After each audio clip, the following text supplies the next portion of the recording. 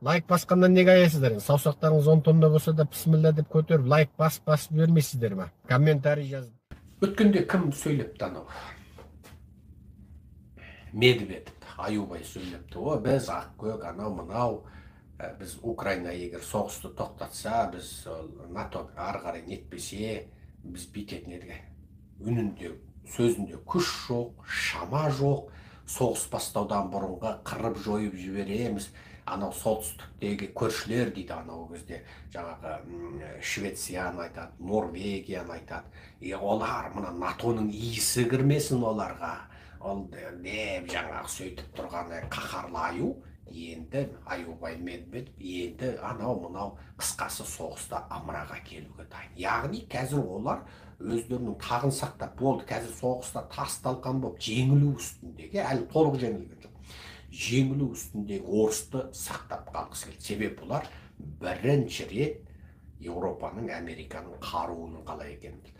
Бұғанға дейін Путинде және Ресейдің жоғарғы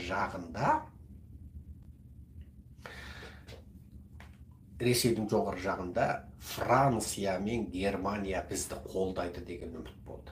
Сербия, Венгрия сияқты елдер анық путиншіл, Еуропада тұр путиншіл. Олар ойлады, ана панславианизммен көтере аламыз деп. Жоқ. Олар осы жолы жаңылды. Енді қазір Францияның өзі Украинаға 400 километрге ататын қару беріп отыр. Германияның қаруы екібастан беріліп жатыр. Енді осыдан қарасаң, Ердоған оңбай сатты. Сатқанда Путинді отырғызып кетті.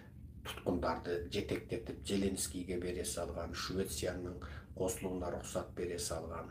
Бұның барлығы енді сөздің шыны Путин енді бармағын қаршы-қаршы шайнап, давай 100 грамм құйшы, сарт алдап соқты сарт, сөзінде тұрмайтын сарт, қу сарт, алаяқ сарт деп Путин енді водкасын ішіп жатыр. Білмеймін, Тоқаевты шақырам екен, Лукашенконы шақырып басын иіскейім екен, білмеймін енді. Білмеймін. Қысқасы Путин құсадан өлейін деп жатыр. Бұл енді бір саяси, әскери тарихта бір сирек кезігетін бір жағдай. Бұл бір. Енді бір қызық жағдайды айтайық. Пөтеннің өзі досы Чи Цзиньпинді сатты. Мына Америка Қытайды 80-ші жылғы өндіріс деңгейіне түсіріп тастағалы отыр. Ойлайсыздар, 80 жылғы деңгейге түсем десе түсеме, қазір 2023. 80 жылғы деңгейде телевизор қалай еді? 80 жылғы микропеш қалай еді? 80 жылдардағы телевизордың пульті меңгергіші қалай еді? Әзіргі Қытай, Америка, Еуропа, Голландия, Жапония өндірген чиптерді пайдаланып, жаңағы өзек дейміз ғой, чип деген сөзді өзек дейікші, сол өзектерді пайдалана отырып, бұл жартылай өткізгіштік заттардың бір түрі. Сөйте отырып, бұлар Қытай бүкіл дүние жүзінің тұрмыстық техника, әскери техника, қолданылмалы техникаларының нарығын иелеп алған. Енді Америка естерін кеш болса да, жаңа ештен кеш жақсы деп жиып, енді Қытайға осы чип өткізуді дейді. Және не деді? Американдық технологияларды пайдалана отырып, чип өндіретін, чипке қатысты барлық салаға тиым салып тастады. Чипке қатысты бар. Енді Қытай осы жартылай өткізгіштерге қатысты заттарды өндіретін, сирек кезігетін металдар. Және сол сирек кезігетін металдың бәрі чипке қатысты бола бермейді. Оның ішінде жаңағы жартылай өткізгіштерге осы чипке қатыстылау металдарды тиым саламыз деді. Ол металдарды тиым салатын металдарының жаңағы аты немене? Қазір оның атын жазып алып едім. Біреусі зинк, біреусі жаңағы галлиум деген. Ағылшын тілінде галлиум дейді, ананы зинк дейді. Мынау мыстың атом саны 63 болса, зинктің атом саны 65. Атом саны бойынша периодтар кестесінде. Ал галлиумның атом саны 69. Галлиумды орыс тілінде Германия деп атай ма білмеймін. Бірақ енді ағылшыншасы галлиум.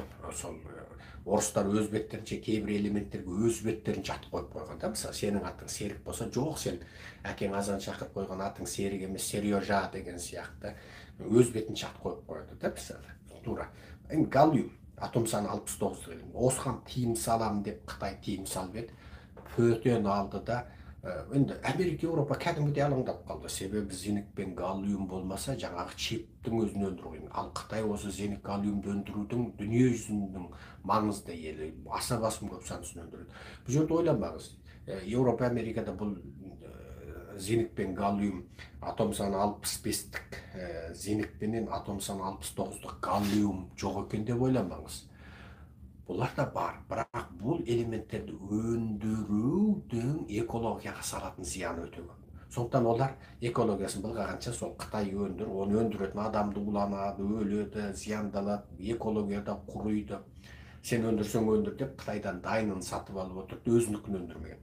Енді сөйтіп, ойбай Қытай бұны бізге сатпаса қайтеміз деп Еуропа, Америка ойбайды сала бастаған кезінде Путин алды, мен берем, мен өндірем деп шықты ғой, орыстың компаниялары. Енді Қытай ләм-мим демей ол отыр. Енді бұдан бір нәрсені білуге болады. Мейлі әскери, мейлі саяси, мейлі экономикалық тұрғысынан Қытай мен орыс бейне бірмен бірі өздері келісімшартта жарияланғандай, біздің ымырамыздың төменгі шегі де жоқ, жоғарғы шегі де жоқ. Біз осындай андамыз, біз осындай одақпыз деген андаластығының сиқы белгілі болып қалды.